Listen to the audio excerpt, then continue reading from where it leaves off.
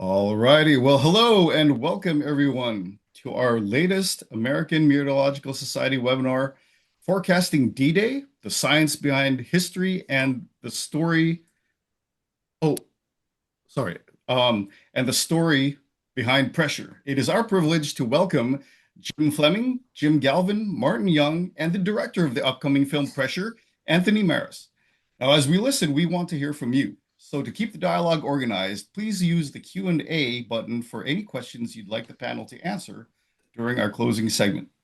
To set the stage for our discussion on the immense pressure and precision required for the historic forecast that decided the date for the D-Day invasion, we'd like to share this quick look at the upcoming feature film.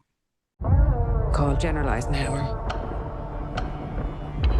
Soldiers, sailors, and airmen, you are about to embark upon the Great Crusade. The eyes of the world are upon you.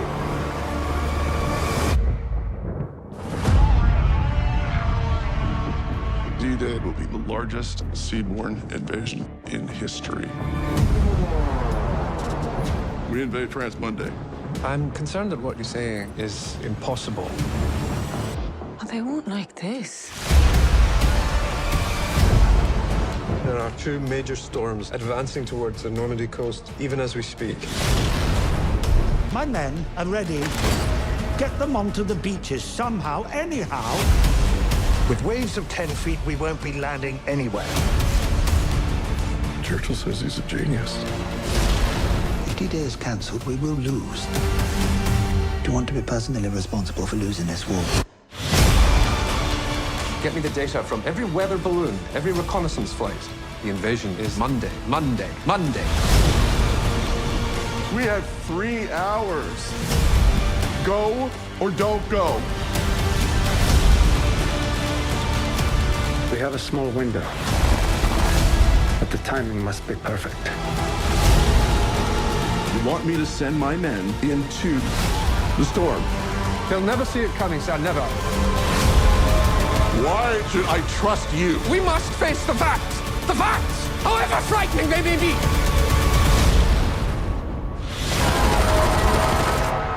We will accept nothing less than full victory. Pressure, the untold true story of D-Day. Rated PG-13, only in theaters May 29th. Discover it at Dolby Cinema.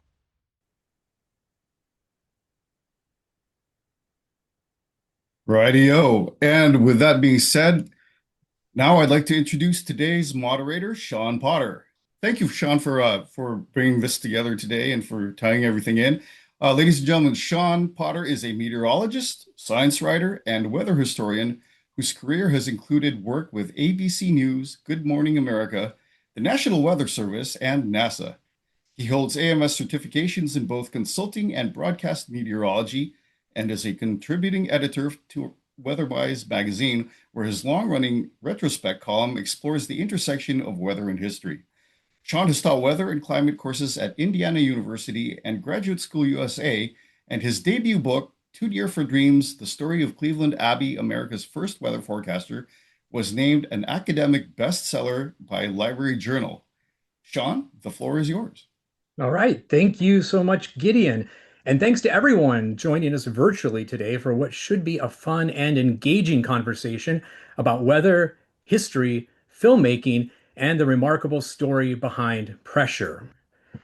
For those who were able to catch Brendan Fraser's interview on the Today Show this morning, you may have heard anchor Craig Melvin describe the film as a love letter to meteorology. And I think that's an especially fitting description.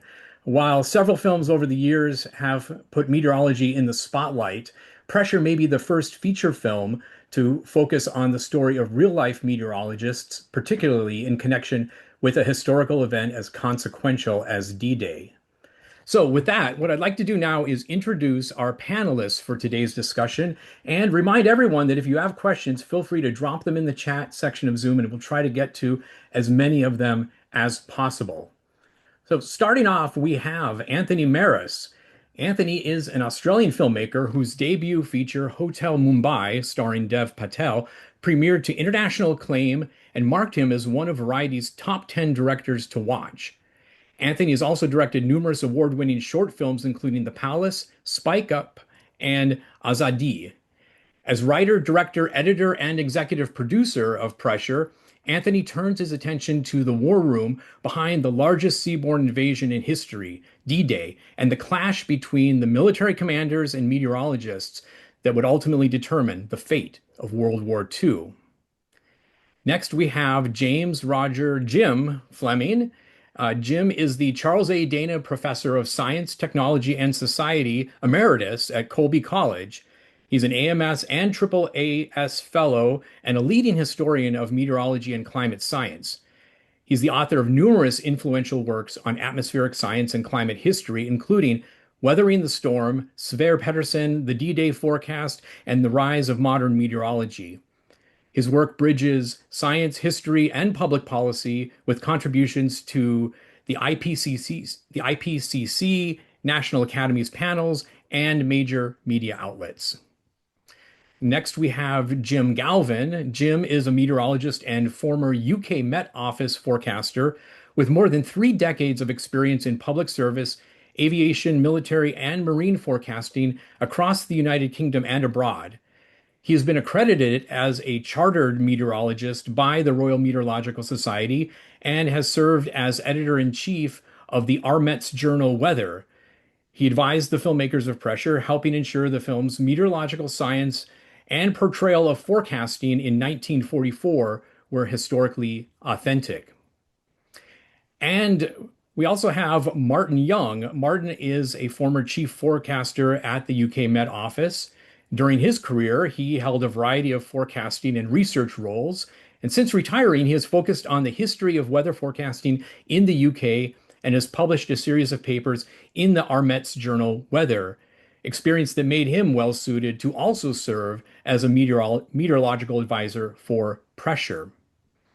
And finally, while he isn't joining us officially as one of our panels today, I'd like to also acknowledge Dr. Stephen Burt, who also provided technical advice to Anthony and his team, focusing on period meteorological instruments, communications, and technology for the film. Stephen is a fellow of the Royal Meteorological Society and holds both MSc and PhD qualifications in meteorology. He began his career in the UK Met Office in 1977 and is currently a visiting fellow at the University of Reading Department of Meteorology. So with that, again, thank you to all of our panelists, and we're going to go ahead and start the discussion, and I'm going to start it off with a question for you, Anthony. As the director of this film, I'm curious, what drew you personally to this story, especially compared with more conventional World War II narratives? I did consider myself a bit of a history buff, and I must admit, when I had first read the underlying story and the screenplay for this and the stage play, I had no idea that sort of such a consequential decision in world history would fall on meteorology, is what it came down to, and I guess it really made me think about how deeply the natural world affects every living thing or everything on this planet. And I just love the idea that, it's a story which I think is timeless in that it deals with how we come to take the biggest and sort of most difficult decisions of our life. In this case, it happened to be whether to launch the largest invasion in history or not. But it was the unpredictability of the weather and the fact that it could turn at any minute, and that you had this absolute, pardon the pun, pressure cooker situation where so many lives were at stake, not just immediately in the battle, but what the consequences of failure would mean for the war, for what the world looked like, post D-Day or post World War II. And, so it's just a number of factors which I thought made for a really original, unique story, really. Great. And actually, before we move on, I wanted to ask you a quick follow-up question because you did mention briefly the stage version, and maybe a lot of folks join us say don't realize that The film was actually the screenplay was adapted from a 2014 play by the same name by playwright and actor David Haig. And you and David worked together on adapting his screenplay for the big screen. I'm curious, what challenges did that present? Or conversely, did it give you more latitude to tell this story? You know, it's a tough one because like the play before I came on was already, deeply revered in England. It had a really successful run in the West End and then played all around the UK. It even played for the leaders and the heads of state of every allied nation, Queen of England, the prime ministers and presidents of Australia and England and France and Canada, all the 14 nations that took part in D-Day, as well as Angela Merkel, all came to see excerpts of the play when it played at the 75th anniversary of the D-Day attacks. They actually they had this reunion at Suffolk House where the film is set, and so it was already a bit of a feeling of walking into a piece of history and trying to do justice to it. I think more than anything, though, where a film is in some ways similar to a theatre play, but in other ways it's very different. It's a visual medium, and we just, I guess, wanted more than anything to have a really intimate look at what it felt like to make these decisions. So, whilst the historical aspect is important and capturing the scale of the landings and the scale of nature itself is important, I think for it to work on screen, you really got to care about the characters. And so we made a real effort to get in under the hood of who these characters were behind the myth. We all know Eisenhower, for instance, as this great president, as the mythic hero of World War II that led the Allies to victory. This kind of shows you what this man was like behind the myth when victory was not certain. In fact, when he thought it would fail. And critically, in James Stagg, it shows a character, I think more than anything, who's got guts, who's got integrity, and who might not always say, the nicest thing, but he says what he thinks is right. And, in times of crisis, I think it's proven that people like that are really vital, that are willing to tell their leaders, to tell their superiors things, not only they don't want to hear, but what they need to hear. And, so there's a whole bunch of things we're going through in the adaptation. I hope we captured them pretty well. Well, we'll, and there I see Jim Fleming. I was going to say, that's actually leads me to a question for you, Jim. I know you've researched a lot about D-Day from the historical standpoint of those involved in the forecasting. And I'm wondering how accurately, in your mind, does the film portray the disagreements among the forecasters, including the competing interpretations of the data that they had available to them? Well, thanks for that. And I'm really happy to be here with such a distinguished group. I think the film is incredibly impressive, incredibly high production value. I was moved to tears in the final scenes as they stormed the beaches. And those people were under pressure too. So Pressure is a wonderful title for this movie.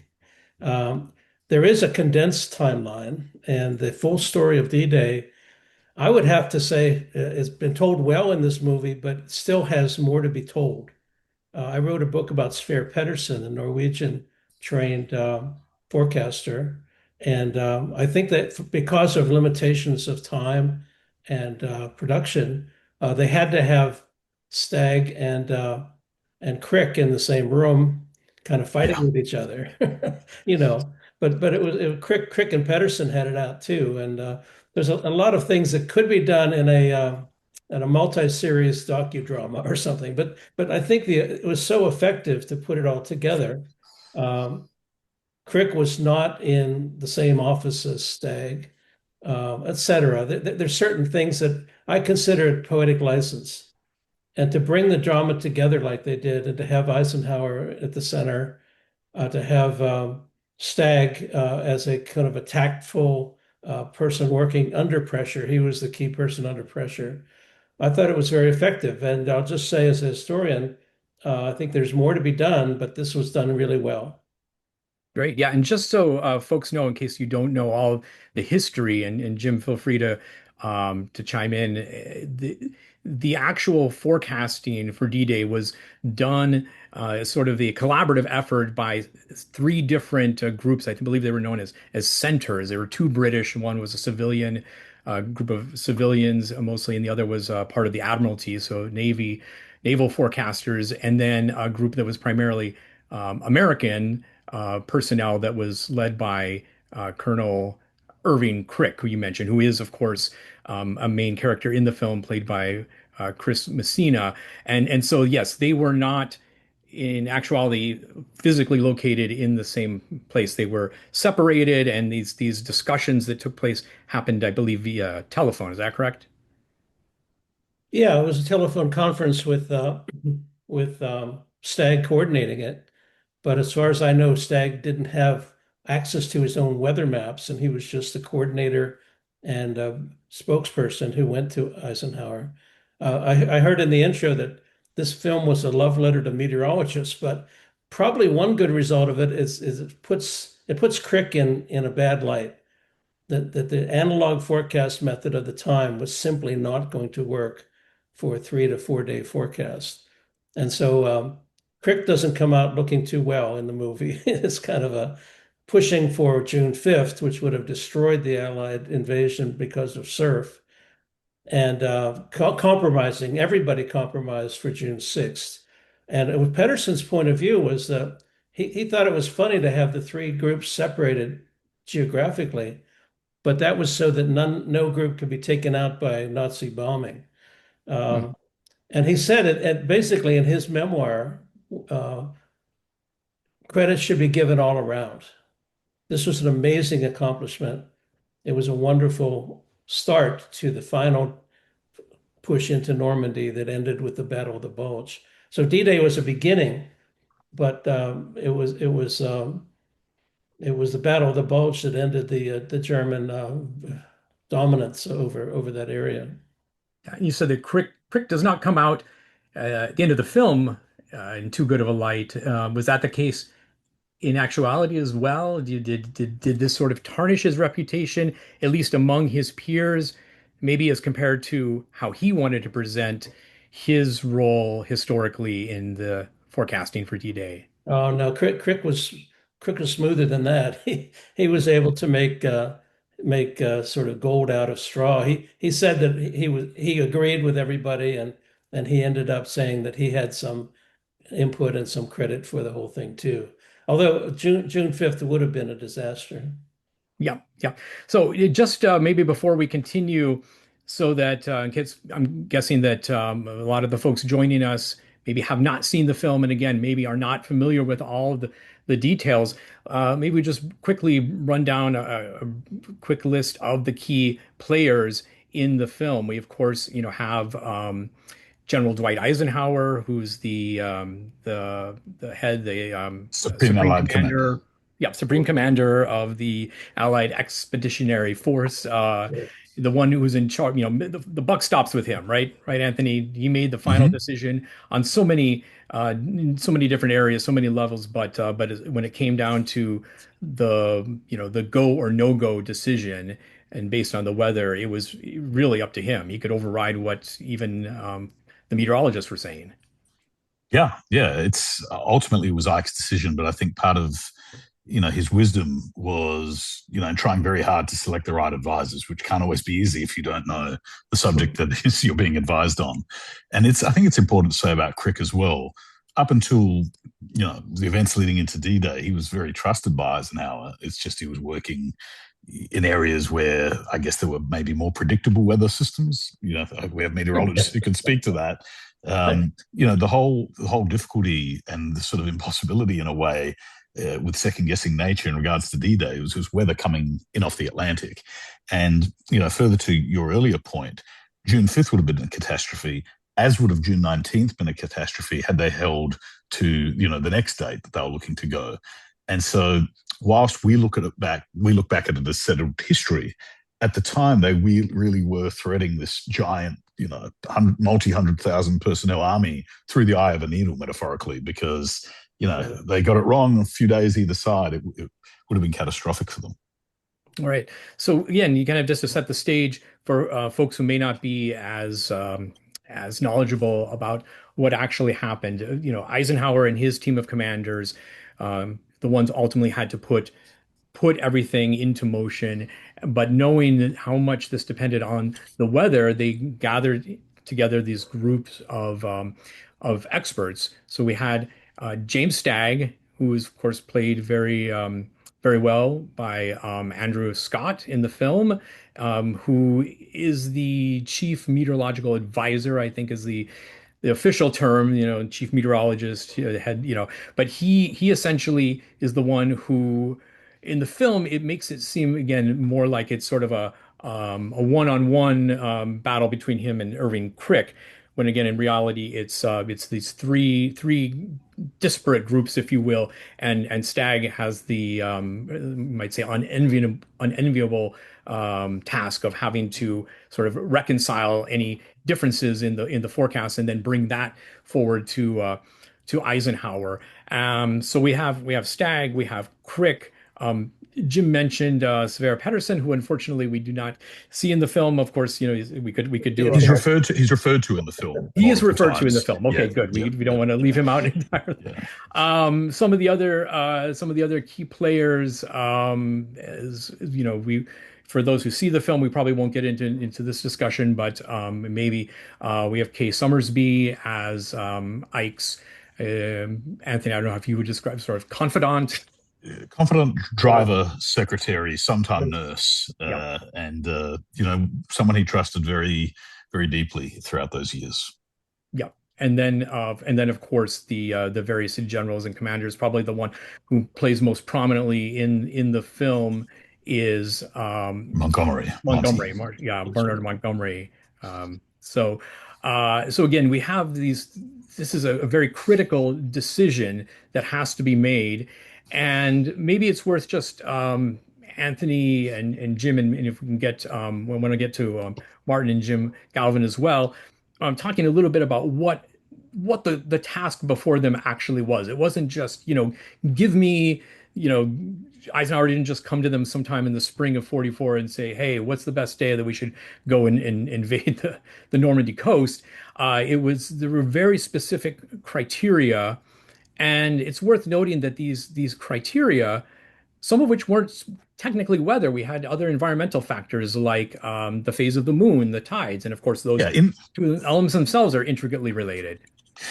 Just in short, I'm going to leave the meteorology to the other chaps, but just in terms of the overall look at it, they didn't have night vision, and so they needed full moons in order for their paratroopers to land. They needed the waves and the wind to be at a certain level in order for their ships to land. The tide in particular, if it was too far out, it would mean that the boats dock much further back, which means they're running into an enemy position with far less cover. There's all these things that kind of you wouldn't think about. There's also a psychological factor at play, which is trying to second guess not only nature, but what it is the Germans would or wouldn't know. So the critical thing to think about is that the Allies had access to weather stations all across the Atlantic, and they were privy thus to, just information that the Germans wouldn't have, and they had to figure out not only what is the right time to invade, but if a window in this terrible weather that may or may not eventuate, if this window eventuates, they had to second guess, will the Germans anticipate this? And if they do, it's one thing. If they don't, it's quite another. And so it was not only second guessing nature and the meteorological aspects, but what it is the opposition on the enemy wouldn't know based on that same science. So it kind of was a battle of the scientists on both sides.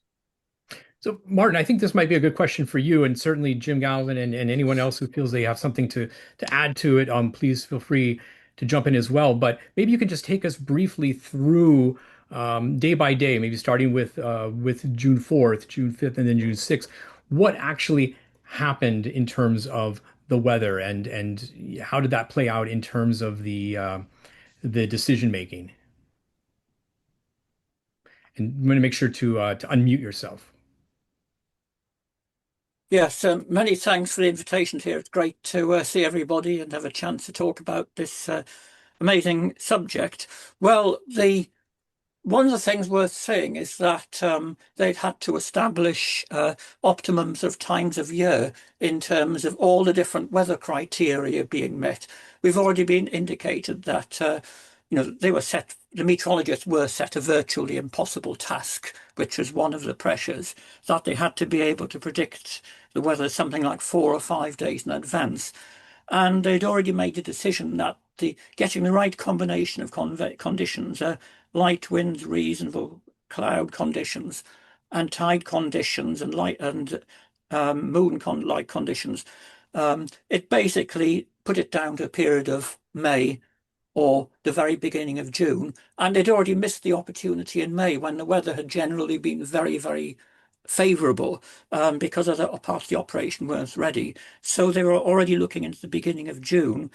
And to get down to the dates, in the beginning of June, the weather changed to be particularly unsettled, unseasonably so, with a whole succession of weather systems coming across the Atlantic and into the UK, bringing disturbed weather, lots of low cloud and adverse wind conditions. And but the problem was, as already been intimated, there was general feeling among the British contingent that it would be just impossible to forecast the weather in any detail beyond 24 or 48 hours. And that had already been established in the field in an exercise over the previous few months. And of course, the Americans had the statistical analog techniques, which they set store by, so that straightway put pressure on. So by the time we get to the 3rd of June, which is a Saturday, it was clear that there were weather systems going across the UK, but at the same time, you could arguably cogently in each way that the ridge of high pressure over the Azores might extend in towards the English Channel, quietening things down. Or, as the British contingent forecasting teams noticed, there was a lot of cold, very cold air entrenched over the Arctic from the Norwegian Sea, across Greenland, across Canada. And that would be a source region for one of a number of possible storms to develop. And so they were very much more pessimistic. And at the very least, by the time the decision had to be made, which was preliminarily on the evening of the 3rd of June and definitely on the morning of the 4th, it was decided there'd be far too much cloud, low cloud base, 1,000 feet, poor visibility that would hamper any airborne operations, although the wind wasn't looked upon as a particular factor in that, but it was the cloud. But the stroke of luck really came at that stage. Just to put it in context, there was a lot of uncertainty about what was happening over the Atlantic. Ship observations were very few, and for various reasons, and that compounded the uncertainty. But when it was evident that a cold front had made its way into Western Ireland by 1300 hours on the Sunday the 4th, and that the next weather system was developing well to the west, that might just open up a window of opportunity.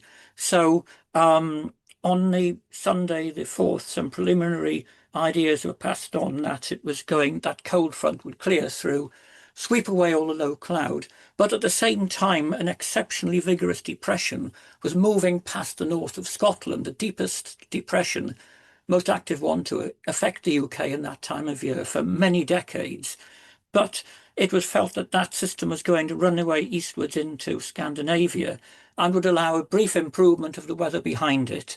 And it was and so that the gale force winds that appeared in the channel would then moderate, and that would give a window of opportunity before the next weather system came in. So the decision was made after a lot of discussion, finally on the 4:30 conference, on 4:15 conference on the 5th of June, to go on the 6th of June. So basically, it was admitted that realised conditions wouldn't be perfect, but it would be usable. It would maintain the element of surprise and capitalise on a small window of opportunity.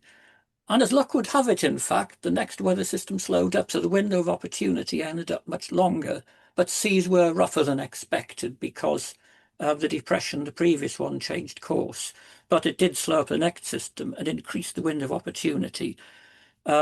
The forecasting teams had come together more or less in their opinions by about the evening of the 3rd of June to postpone. And so that's is a potted sort of history of what the weather was actually doing. I'm sure Jim might want to add, well, both Jims might want to add something to that. Yeah, and I was going to ask Jim Galvin, as somebody with decades of experience forecasting for the UK, how how um how is it that these storms that Martin described, how is it that these were happening in the month of June? This was uncommon for that time of year? Yes, exceptionally uncommon. And in a way, there was also a sort of, we were lulled into a false sense of security because at the end of May, there was a good high pressure area. And until yesterday, the highest temperature recorded in May was in that May of 1944. So it's been a long-term record. So there was this feeling that it should be all right still, partly because it's difficult to predict these things. But I suspect that the heat that was generated during that ridge of high pressure, combined with that cold air that Martin was talking about coming in, helped to deepen the depressions that were coming across. And they did actually make things rather difficult. Nothing much has been said about the sea state, which, although it wouldn't be the ultimate decider, it made it very difficult for troops to get into their landing craft and to remain compass mentis by the time they got to the shore. There was a little bit of shelter in some of on the two western beaches given by the Cotentin Peninsula, the bit of Normandy that sticks out to the north. But in general, the seas were pretty rough. And it's worth mentioning at this point, I think, that the way that we forecast sea state had only been developed in the USA by Walter Monk only 2 years before the paper was published to do that. And it's still the system that is used by certainly the British computer model to predict sea state to this day. So seas were certainly at the top end of moderate category. So we're talking about sort of 2-meter waves, at least in some places. And it made it very difficult as you came up onto these wide expanses of beach. So certainly a very, very tricky forecasting situation. And I wouldn't have liked to be there at the time. And you sort of alluded to this when you talked about the sea state forecasting methodology having just recently been introduced. And I'm curious, for any of you who can speak to this, talk up a little bit about the challenge of forecasting at that time, both in and of itself, but then also I want to hear especially from Jim Galvin and Martin talking a little bit about how that was recreated for the film. But this is a period before the age of modern forecasting that we have now. So before satellites, even radar networks, radar was just being introduced primarily for aviation and tracking aircraft during the war, not so much for applications to weather.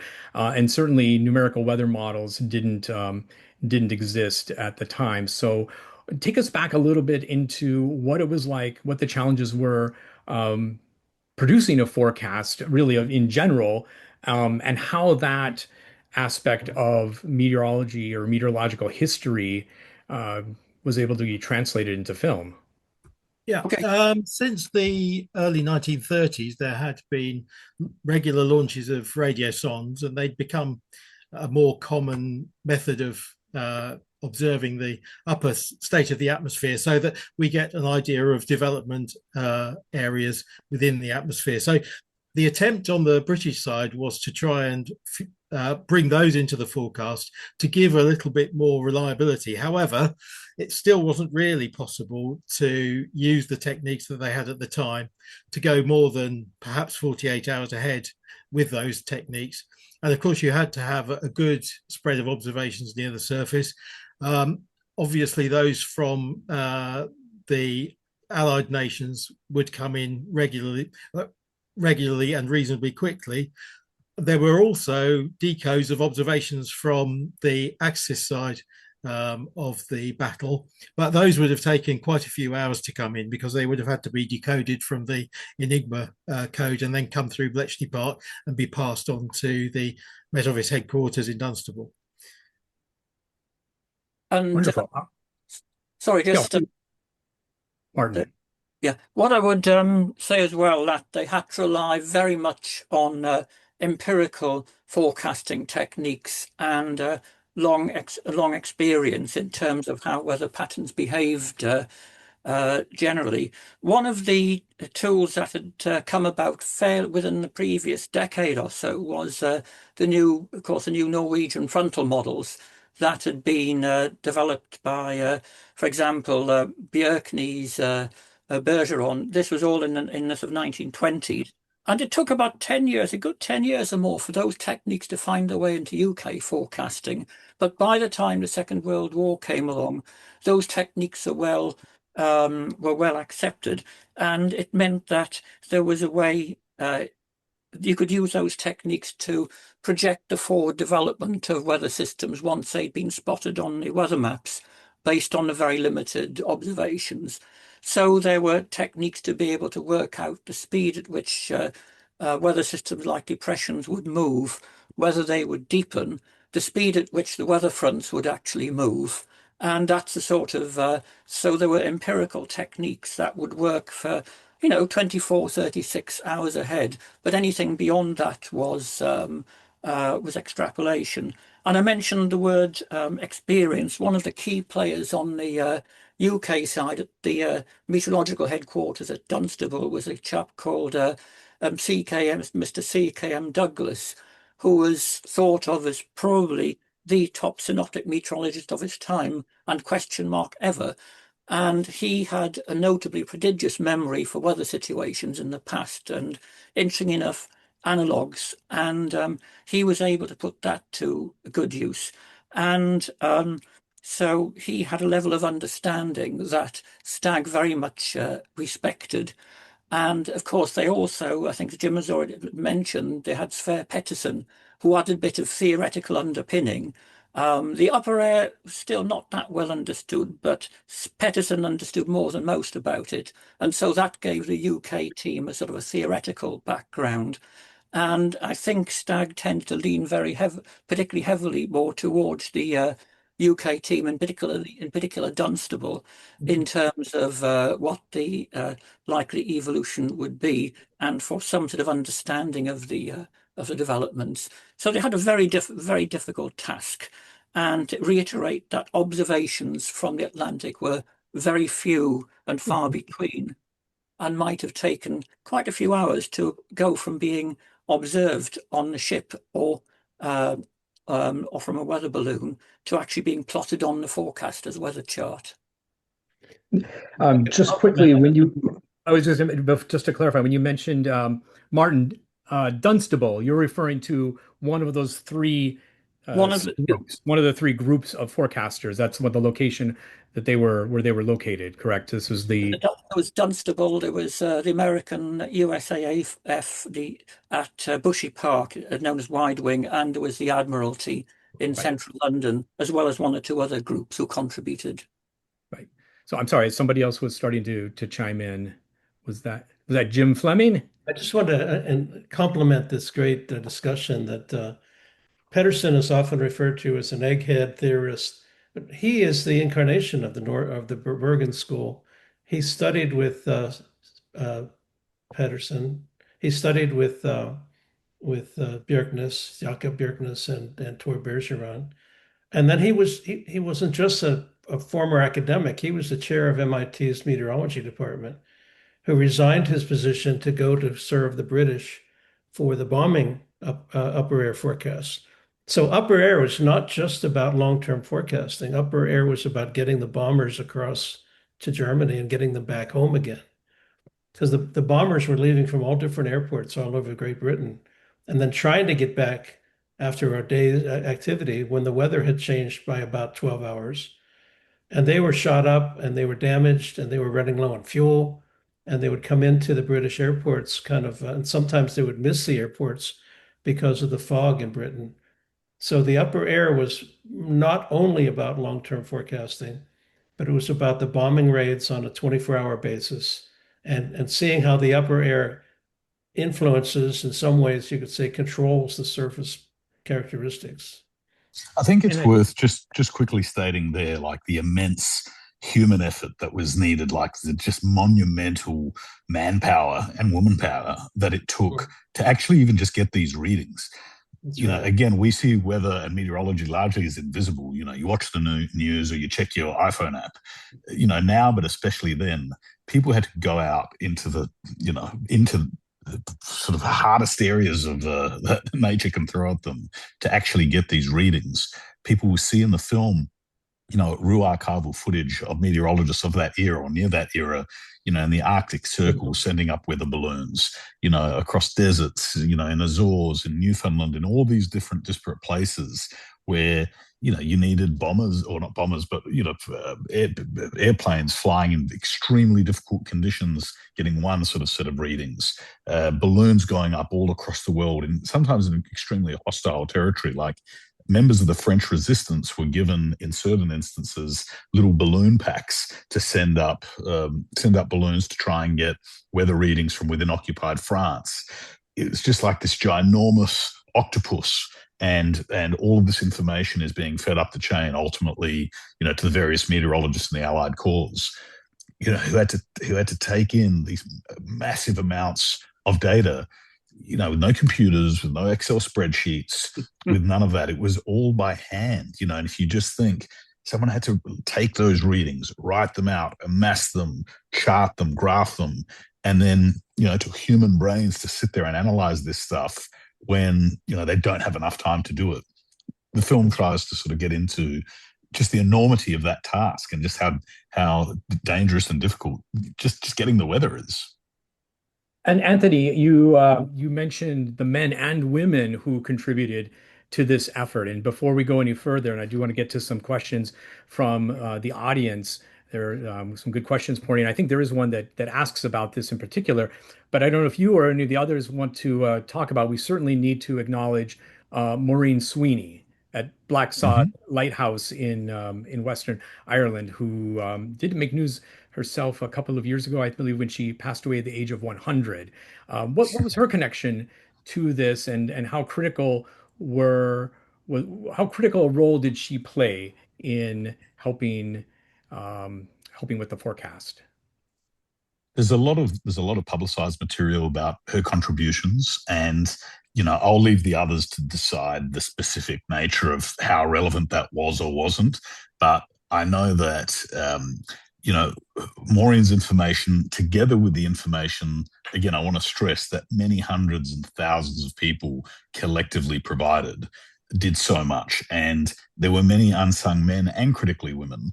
Maureen Sweeney, I think, was 21 years old at the time and got news in Ireland, you know, about weather changing that sort of she ran through. But of course, in making a film, you're not able, you know, in a 2 hour runtime to catalog or, you know, everyone who contributed. I think from what I understand, she was really important. There were many other people who were really critical as well, but I'll leave it to the others to weigh in on, on the specifics of that. And I would just make the point that one of the charts I was looking at showed that one of the other stations in Western Ireland, Valencia Island, also would have showed that cold front as having gone through. So that, and I think there was another station as well. So that reiterates the point that it was a combined effort there. Great. Well, as I mentioned, we've been getting a lot of questions coming in from our viewers, and so I'm going to just go ahead and start throwing some of them out there, and jump in whoever feels like they have something to say about it. We have Kim, who asks, as a practical matter, how much choice did the Allies have in delaying the invasion? Were they essentially committed to the date, or risk losing the element of surprise? I would say more or less committed, because weather notwithstanding, if you didn't use a day when the tide and the moon were in your favor, at the same time remembering that the Germans could discover what all the assembled troops were beginning to do, really it was critical that the operation occurs. So that would trump everything, whether or no weather in the end. And it's important for the audience to understand how difficult it is to do this thing that they were trying to do, which is land a whole lot of men from an open channel of water into a defensive position where you've got, troops waiting with bunkers and artillery and all this sort of stuff. It's like one of the hardest things to do in war. Not the Americans, but the British and Canadians had tried to do that several years earlier in Dieppe. And basically, it was catastrophic. And I think that lingered long in the memories of everyone involved. Even as the film addresses as well, the Allies tried a rehearsal for the D-Day invasions. It was called Exercise Tiger. Around 6.5 weeks before D-Day itself happened, they did this run through. And again, it was only Allied troops, or only intended to be Allied troops in this exercise. It was a training exercise. A lot of the men that were chosen for D-Day ultimately hadn't been in battle before. They were draftees. And Eisenhower was really intent that they see some element of combat, or have some understanding of what the sights and the sounds of what warfare would look like, rather than getting them to run into it completely fresh. It's worth noting Eisenhower himself had never fought in battle personally himself. He was too young for World War One, too old for World War Two. And this was sort of on his mind a lot as well, in terms of many of the other people that he was commanding, were war heroes. Monty was a war hero, had been injured in World War One. And for all these reasons, Eisenhower's intent that they use live ammunition to try and simulate some of the war, what the warfare would be like in Exercise Tiger. And for numerous reasons, it was a catastrophe. More men died in the various exercises for Operation Tiger than actually died at Utah Beach, which was where a lot of those people training in the exercises went on to Utah Beach. And it just goes to show how, one or two little things and the whole Jenga pile breaks, and the whole, all the dominoes tumble down. And so, yeah, it was a confluence of very difficult timing of natural elements, as Jim Galvin said, but also just this immense human effort, and how they would get through that was pretty tough. Do we have any sense of was weather a factor in planning Exercise Tiger? Is that something where anybody involved was later involved in D-Day? No, I'm sure that may have been a factor in the overall in when to launch it, but really the failure of Exercise Tiger was not weather related. It was small communication mistakes in that case. They were on the wrong channel. There was a delay in getting word out to young draftees who were about to storm the beach. They were told to delay by an hour, but they didn't. Not all of them got that message. And so as these troops were landing on the beach and the trapdoors were coming down, artillery fire was hitting, and many of them were just completely incinerated. There was another incident a few days apart from that, where German E-boats picked up a signal. Again, a communications error was wrong. And from literally one dial being, one click over, and a few other things like them not zigzagging through the water as their convoy was sailing through Exercise Tiger, allowed German E-boats to find them, attack, and destroy many boats. And it was described like hell on the water, in that the boats were on fire, the boats were sinking, and these men had to jump out. The only problem is that when they sought to jump out, it was into a lake of fire, because the oil had spilt across the top of the water, and that was on fire. So it was either burn on the boat, drown in the ocean, or burn in the ocean. And these same men who survived had to then go on and fight D-Day in 6.5 weeks' time. So, there was a lot riding on D-Day, but there was a lot on the mind of the leaders, who were basically saying, how the hell are we going to make D-Day work when we couldn't even get through our own training exercise? Yeah. Anthony, since we've got you, we've got a question that has to do more with the creative aspects of telling the story and of filmmaking. Bruce wants to know how much of the movie was creative, in that events portrayed didn't actually happen. And Jim Fleming had mentioned there was some creative license that needed to take place in order to really make this an effective story for 2 hours on the big screen. But in particular, two events that Bruce from the audience asks about. The involvement of Kay Summersby with James Stagg, and then showing Eisenhower actually walking into the group of meteorologists. I don't know if you if these are things that you could talk to in terms of Mhm. having, did these not really happen, but you decided this would make for better storytelling? Yeah, no, we tried to be as close as possible to the spirit of what these people were going through. One of the key things that was already brought up was the length of time for which James Stagg was involved, in these events. So in the film, he lands at Suffolk House days before the attack. And, it's stated in the film that he's transferred in from Dunstable, which is the other weather station that we talked about earlier. That transfer didn't happen a few days before, it happened several months before. The contours of the relationship between Stagg and Eisenhower, as I understand it, in broad terms, was accurate in the sense that Eisenhower had trusted Crick because they'd worked together successfully in North Africa, but then there was a process through which he came to trust Stagg's way of doing things, which wasn't working as a meteorologist per se, as Jim Fleming I think brought up, but was more as a conduit where he had the unenviable task of having disparate meteorologists working beneath him that had wildly different ideas of what the weather was going to do. And so, more so than what's in the play, the play, again, because it's even more focused, I guess you could say, really paints Stagg as a meteorologist above all else, and sort of going away, in his office and drawing the sketches and doing all this sort of stuff. Whereas, in speaking a lot with Jim Galvin and Martin Young in pre-production, we tried to push more into the idea of Stagg as being the centerpiece through which all of this information was coming.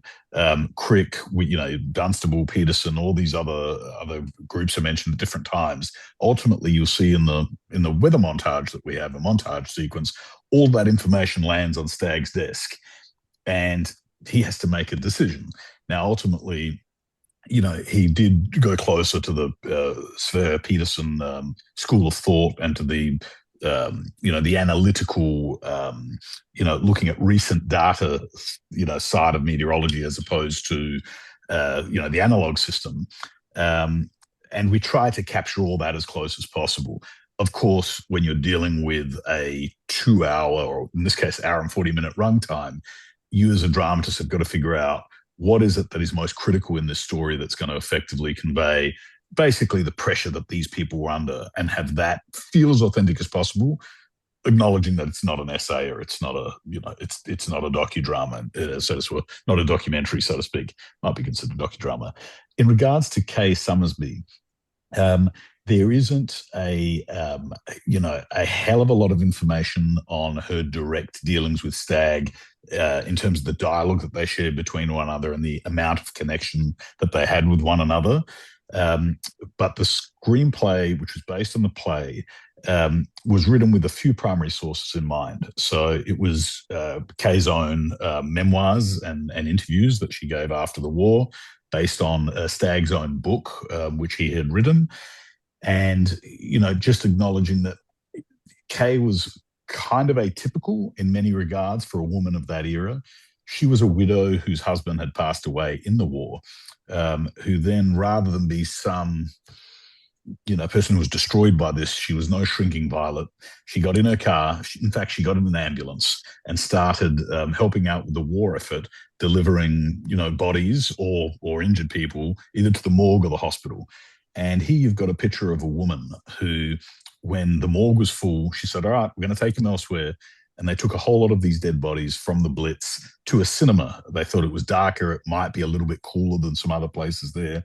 And she talks about this eerie scene that she saw, which was she turned back just before she was about to leave the cinema after having dropped off all these dead bodies. And they had them seated in the front row. And it was this odd image of several of the corpses had no heads on them, but they were sitting there looking at the movie screen. When you think of a woman like that, who's driving ambulances with headless bodies in them, who then moves into driving officers, ultimately the most powerful person in the Allied theater of war, which is Eisenhower, you get a very atypical picture because she's come from being a widow to a driver of morgue ambulances with dead bodies to driving the Supreme Allied Commander.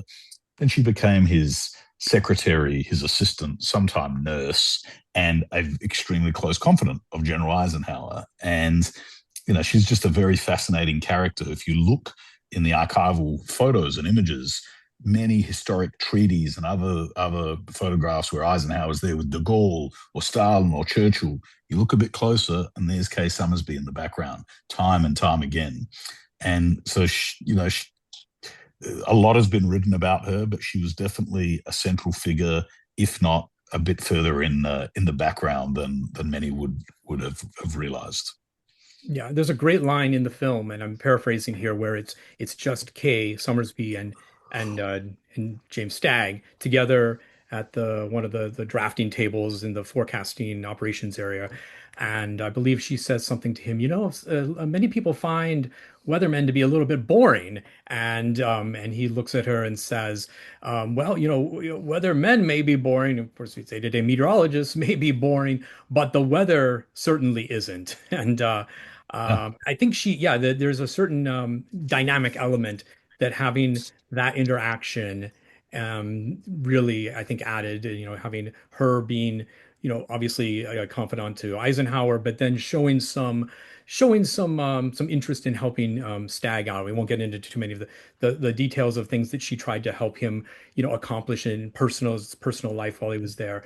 But then, so there was sort of some good dynamic elements there. I just want to mention we're at the top of the hour here. I know that this was advertised to go until now, so apologies if folks, I believe all of our panelists are able to stay on, but if anybody who's watching has to drop off, we are going to try to stay on for a little while longer to continue this. There's obviously a lot of more questions and a lot more we can say. For anyone who does leave, I know that AMS will be posting the entire webinar later online on their YouTube channel. So apologies if anybody is going to have to drop off now. But for everyone else, I do want to get to another question. We actually had a series of questions that were very related, so I'm just going to sort of summarize them here and see what our panelists have to say. Basically, what did the Germans know? We talk a lot about the Allies and these different groups working toward forecasting and the available information, but who were the forecasters that the Germans had on their side, and do we know anything what happened to them? And also maybe if anyone can talk a little bit about, there's been a lot written about that they didn't have as much information available, so they were maybe caught by surprise. Is that actually the case, or did they know that the weather was going to be as it was, and maybe they were caught surprise for other reasons, like they just didn't think the Allies were going to be crazy enough to invade under such conditions? I see Jim Fleming waving. So, Jim, do you want to start? At the University of Wisconsin, hired Werner Schwertfeger way after the war, and he was the chief of the Central Weather Service of Germany at the time. Kind of a reluctant chief of the service, but he had some different opinions about this. The Germans said, we had a really good weather map, and it looked pretty much like the Allied weather map. And the decision making was wrong, but the weather map was right. And so Eisenhower drew the right conclusions, and Schwertfeger said Rommel drew the wrong conclusions from the weather map, and they had other bureaucratic reasons. So one of the variables was not just the storm, but it was the decision-making chain. And Schwertfeger had one of the wonderful, he had a one-liner that I kind of copied in the future. He said, the D-Day forecasts and discussions were so complicated, as I said, that there's still more to be said. And he said in summary, he said, God can't alter the past, but historians can. and that was his conclusion that still the story had not been told. He's long gone now. The German weather maps were destroyed during the war, and the German meteorologists were not fired after D-Day invasion, but they said in their memoirs that they said they had a really good understanding. They had the U-boat observations from the North Atlantic, and so they had intercepted some of the uncoded Allied communications about the weather. And so I think there's more dimensions here than you can imagine. There are, and there's also a pretty good bet that Rommel didn't think the weather was going to hit, because he actually wasn't there in Normandy when it happened. He basically left to celebrate his wife Lucy's birthday and was in Paris buying her a pair of shoes when Normandy happened. So they had a look at the maps. They had a look at what was coming, and they thought, nah, there's no way that's going to happen. I'm going to go buy my wife a pair of shoes. And that's when hundreds of thousands of men landed while he was off doing that. So I hope they were a good pair of shoes, because it didn't work out too well for them. I don't know, Martin or Jim, you have anything to add to that? No, I think that was the perfect explanation. They were probably caught napping, really, because what could possibly land in these terrible seas, and even if they had some inclination of the number of forces that were on the northern side of the channel before it occurred, they didn't think that they would dare, I think. I mean, I've nothing further to add on that. I think that was a very good explanation. Right. And it highlights Stagg, why Stagg and his team and the various meteorologists did so exceptionally well there. It's why when JFK had his inauguration at the end of the film, and he asked Eisenhower what gave us the edge on D-Day, unequivocally, very dryly, Eisenhower turned to him and just said, we had better meteorologists than the Germans. So it was, it was the decisive factor ultimately. We have a question from somebody who I think is familiar to several of the panelists here, Paul Gross, who's a meteorologist recently retired from WDIV in Detroit, and actually, and I think he mentioned this in the comments just to draw people's attention to it, that this is something that he's actually knows a lot about. That back in 1994, that would have been the 50th anniversary, Paul wrote, produced, and spent 3.5 years researching a piece that his station aired on some of the weather aspects of D-Day, and I think he's got the link to it in the chat there. So please, folks, want to go and check that out. But specifically, as far as the question, Paul wants to know. So there's not much being mentioned, at least thus far, about American Colonel Donald Yates, who was working with Stagg. I believe he was technically his deputy to help synthesize the forecast after each scrambled teleconference call with the three weather centers. Is Yates portrayed in the film? Is he referred to at all, or is he another one that we just kind of had to sort of leave in the shadows? So he's not portrayed specifically. We do establish that there are a team of American meteorologists or meteorological staff and British, but ultimately, would there have been a dozen or dozens of people who were involved? It becomes a point of who you do and don't choose. But he specifically wasn't mentioned, even though he did do a lot. Yeah. Shannon wants to know, what sorts of roles did women in meteorology have during the D-Day forecast? We talked about Maureen Sweeney, the lighthouse keeper and weather observer in Blacksod Lighthouse in Ireland. But aside from her, do we have any information, any documentation that there were other women in these spaces yet, at least in terms of the military side of things? Well, there were, why don't you answer, Jim? Yeah. Even when I joined the Met Office back in 1979, although we had a lot of observing staff coming in as women, very, very few women were forecasters. Undoubtedly, there would have been some. And as far as I'm aware, none of the female forecasters that may well have existed became commissioned officers. So that's one of the routes that is taken during war, that civilian staff from the Met Office can become commissioned officers to have that standing with the military. But for most of the time, it's civilians forecasting for the military as a matter of routine.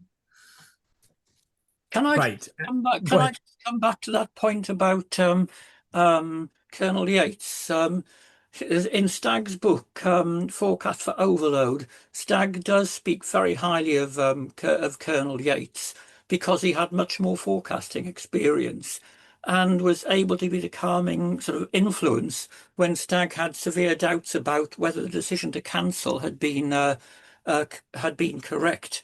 And in fact, Stagg Yates, I believe, did stand in for one of the main conferences at one stage when Yates, when Stagg was particularly overwhelmed by the whole the whole workload. So he does get a very good hearing in the in Stagg's book. Wonderful. We have a question from Joseph with the Marine Corps forecasters. So group I have a lot of respect for.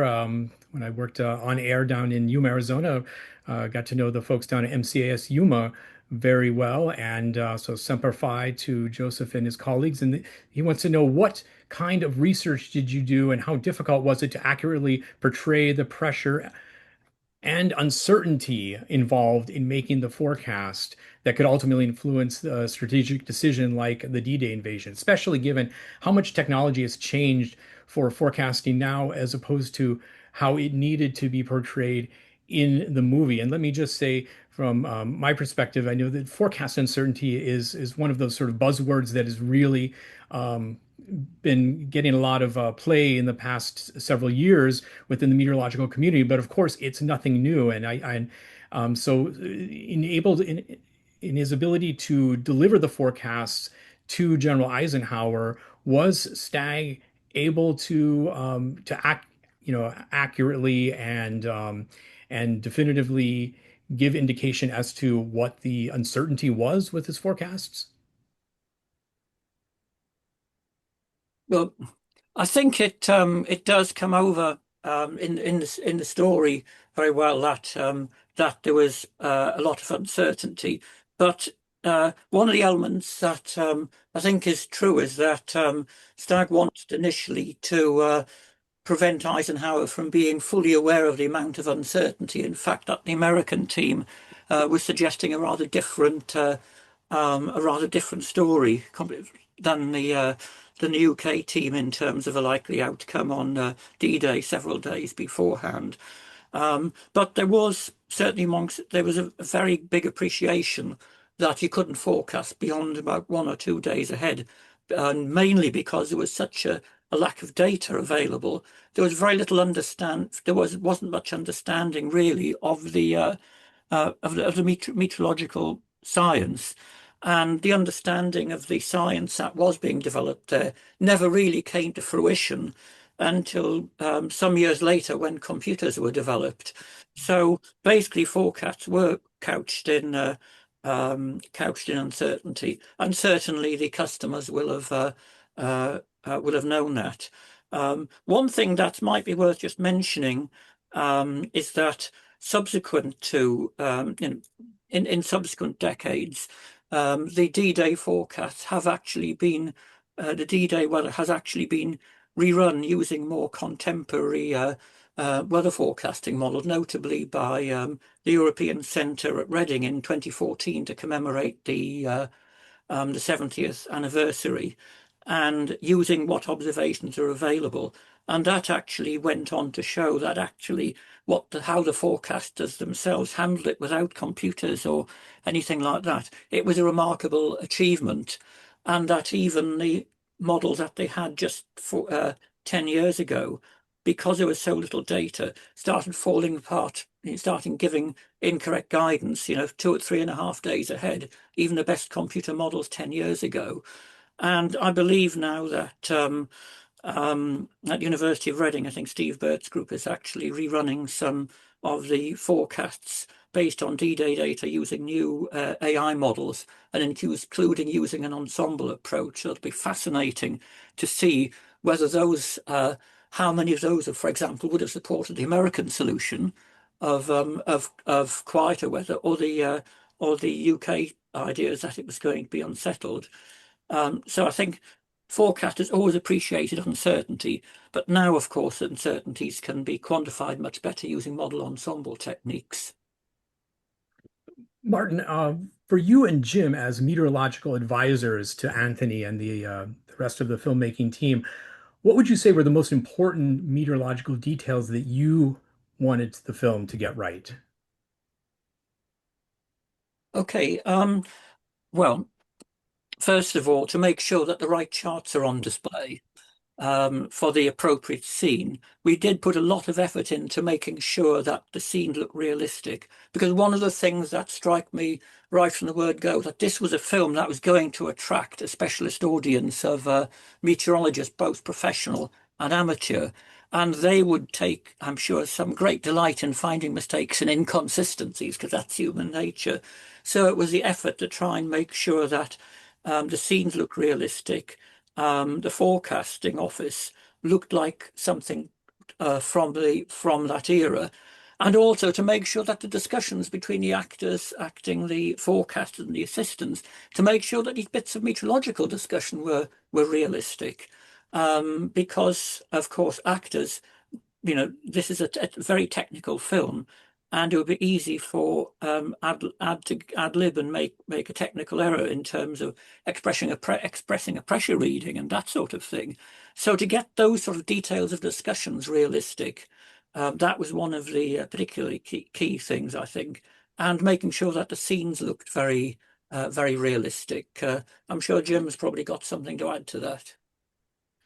Yes, well, initially when I came in, we wanted to make sure that the actors who were playing the observing staff had some understanding of how the process worked, why it was that they were plotting coded information onto the charts, and how that information could be used.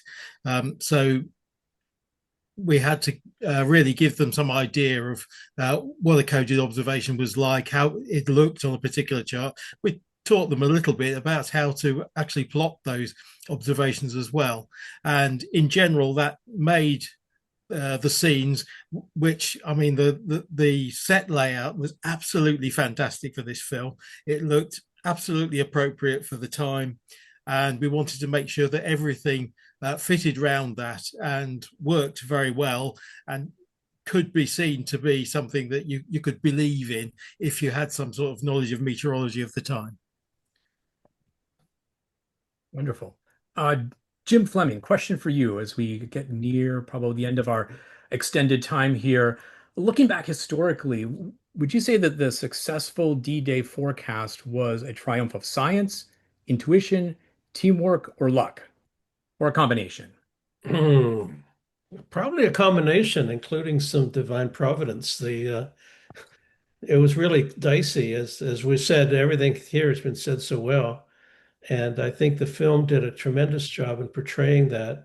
Decision making under uncertainty, as you said earlier, is still with us. And we have to make decisions, critical decisions about all sorts of things. And this was a decision that we turned out to be marginal, but just right. And it was the beginning of the end of the European campaign. Anthony, if the real James Stagg could watch the film today, what do you think he'd be most pleased about or perhaps critical about? I think James Stagg was a bit of a stickler in many cases, and I think he would find a lot of little details probably to take issue with. But I think at heart, I hope that he would like the fact that, we try to do justice to something truly incredible that he and his colleagues were doing, but which is largely invisible to a lot of people. And that is like, to try and, what we try to do is imbue the film with this kind of sense of awe and wonder that he and many meteorologists had, respect that many meteorologists have for the natural world. It's something that a lot of people, I know I took for granted before coming on this film, which is just how in every conceivable way the weather and the natural world around us really does govern every aspect of our lives. It's not just something that brides and grooms worry about before their wedding day. Oh my God, my photo's going to look well. It's the deciding factor in many of the great battles that have been fought in, just in terms of how civilization, has manifested on this earth. Like if you look at my home country in Australia, it's a big continent. It's almost as big as Australia. There's a reason why there's cities only dotted around the coast. It's where the water is. And when I made this film, I thought, the world has these really complex problems which we're not really, we as people are not really evolutionary designed to instinctively fear. So we might fear a bear in the woods or heights or fire or something like that. But, if you look at a lot of the challenges that we face, whether they be, environmental, viruses, AI, all of these different complex systems, it's hard to really it's hard to really sort of even understand them, let alone fight them. And what I hope James Stagg's story sort of does is it kind of, it celebrates the kinds of people who can see a little bit further than the regular folk can, and who can kind of see in this case, the hidden workings of nature, because either we respect it or ultimately we're going to get crushed by it. And maybe it's in a war or maybe in some other way. And, to have these extremely dedicated people like James Stagg and his team who are willing to look their leaders in the eye and say, I know you want to hear this, but you got to hear this, I think is a message that I think would resonate with him. And I will say it resonated with his family. I'll leave your audience with one last interesting little tidbit. When we came to make this film, we wanted to try and get it feeling as authentic as possible visually, as well as all of the stuff that we've talked about in this seminar. And a critical component of that was using archival footage, real archival footage, not just of the war, but of the meteorological efforts to, go and source, the readings in the Arctic Circle and all these different things. We use a lot of archival footage. We had over 50 hours of it, in some cases pristine, in some cases pretty banged up footage from the archives in England and in America. And we needed to go through all of this footage, dozens of hours of this footage, to figure out what was going to go in the film, but critically, what we needed to film ourselves that we couldn't get using archival footage. So long-winded way of saying we needed people to come and look through this archival footage, many hours of it in a very short amount of time, to see what we did and didn't need. And the first set of people that we had was saying, it's too much work. There's only 3 or 4 of us here. We need more manpower. And I said, fine, we're in London. It's not my hometown. I said, do you know anyone? Yeah, I'll bring a friend. So the next day, some more people came. They sat down at editing booths. They started going through the footage. At the end of the day, they're like, it's too much footage here for the time we have. We got to get some more friends. Okay, fine, bring them along. So the next day, this big 6'5" dude comes in. And he's like, yeah, I'm here for a job. I'm not exactly sure the title, but, it's so-and-so sent me. And they're like, okay, can I have your name?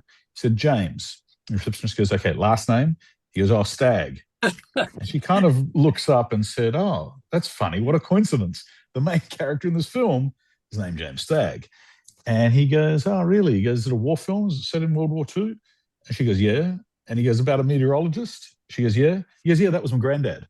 And so over 80 years after these events took place, walking into our office in London was James Stagg's own grandson, who, without giving anything away in the film,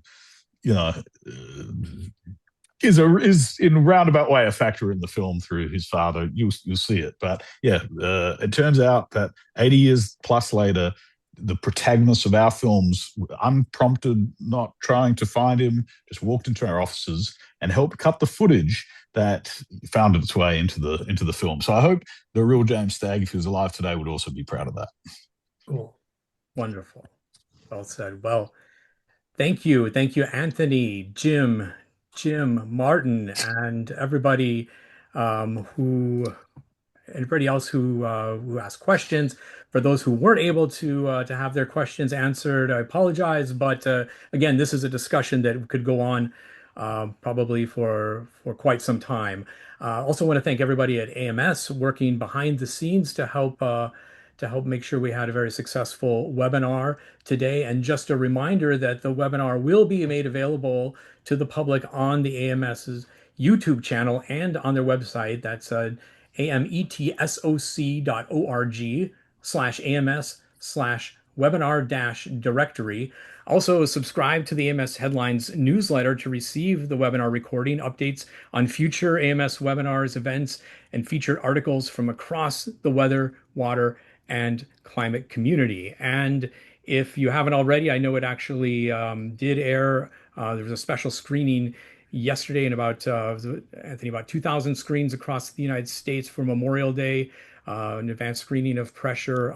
But it officially opens in the US 29. on the 29th. So on this Friday, and the UK premiere will be in early September, I believe. So UK and Ireland. So please mark your calendars and plan to go see it. And it's incredible work. So congratulations to you and the rest of the team. And thank you again, everybody, for the wonderful discussion today related to pressure. With that, I think we will sign off. So thanks again, everybody. Thank you, Sean. And thank you, Jim and Martin. You were amazing on set. And Thank you, Jim Fleming for participating. We couldn't have done it without you. It was a lot of fun, everything that you did for us. So big thanks. Thank you. Many thanks. I thoroughly enjoyed it. Excellent. Thank you, panel. Thank you, audience, for joining us. I think, Sean, you hit all the key points about being able to view this webinar later on at a later date. So thank you for that. And yeah, again, don't miss Pressure when it opens up in the US on May 29th. And with that being said, again, panel, thank you so much for this fascinating, interesting, in-depth look at the high-stakes science that went on with Operation Overlord. Can't thank you enough for taking the time to bring this to our audience. And yes, audience, thank you for joining us. And we will see you all at the next webinar. Take care. Thank you. Bye. Thank you. Bye.